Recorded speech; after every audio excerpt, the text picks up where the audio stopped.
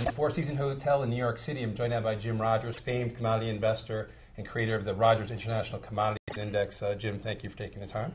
I'm delighted to be here. So a year ago at this time, you were saying that if the U.S. government continues to make mistakes, it could be the end of the empire.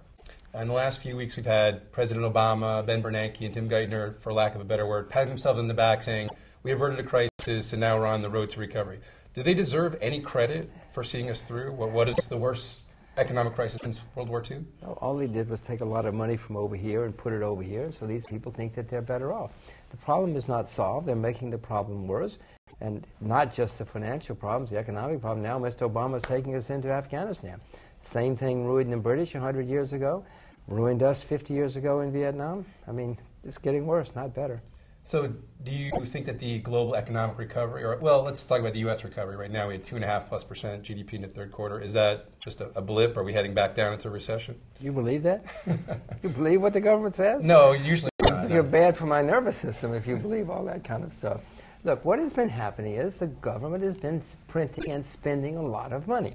The people who receive the money are better off, and therefore they think everybody's better off. But remember, when you take money from over here and give it here, eventually these people that you're taking the money away from are going to realize, hey, I'm not better off. Things are not better off at all. And you have to keep pumping it into these people more and more and more.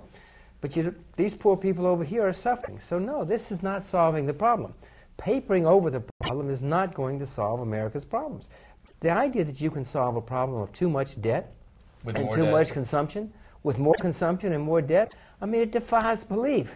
I just cannot believe that grownups would stand there and say that to Yahoo.com. You're saying it's very wrong for policymakers to continue to borrow money to fuel consumption. What should they be doing at this point? Because they'll say we have to spend our way out of the recession, as President Obama said. Which is, as I say, laughable on his face. I mean, Mr. Obama, Mr. Obama 6 years ago was a community organizer. I mean, he didn't know much about all this. He's listening to what his people are telling him. I don't think he's the one making the mistakes. It's the people around him. He doesn't know any better. They don't know what they're doing. They're causing problems for all of us. And the way you solve problems like this is what's happened throughout history. When people go bankrupt, you let them go bankrupt. And then competent people come in, take over the assets, reorganize, and you start over.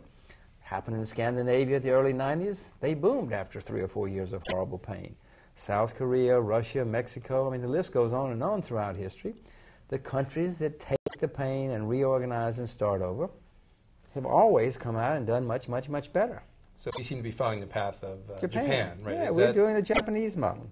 Like in the early 1920s, America went through a period just like this. Everybody suffered very badly. Nobody was bailed out. And then we had the 20s, you must have heard of the Roaring 20s. We had a fabulous time in the 20s as things grew and prospered and everybody was having a good time. Right, but that was after the creation of the Fed, though, in 1913. So yes, they might take credit for that. Well, in those, please, you're bad for my nervous system. In those days, the Fed hadn't run amok. Right. It's only been here in the last, actually the last 20 or 30 years, because, William McChesney Martin, who was the head of the Fed before, said the job of a good central banker is to take away the punch bowl as the party gets going hot. Volcker came in, took away the punch bowl big time. No, these two guys are going to go down in history as the worst central bankers ever, certainly ever in America. How concerned are you that there's going to be onerous regulation coming down on Wall Street and on the city in London? There's a new 50% tax on there always bonuses. is. The politicians always look for somebody to blame when things go wrong. Do you think the politicians stand up and say, boy, we've really messed up. We're going to resign. Oh, please. Right. They blame it on other people. They always have, and they always will. And usually the regulations will make it worse. Now, you remember that the problems that have come out here in the last 2 years came from industries that are unbelievably regulated. Banking, insurance, mortgages. Now, that's where all the problems came from. They're all terribly, terribly regulated. You didn't have problems coming out of the unregulated parts of the world economy. You had them coming out of the regulated parts of the world economy. So now are they going to make the regulations even tougher? It's not the regulations, it's the regulators. They don't know what they're doing, and they didn't do what they were supposed to. Otherwise, we wouldn't have these problems right now. Right. So more regulation is not going to solve. We're going to have more regulation. I assure you, we've had it throughout history when we have problems. there's more regulation. But they always come up with unintended consequences and in the end make things worse. Anybody who reads any history can tell you some of the most astonishing things that politicians have done when they blame their problems on other people.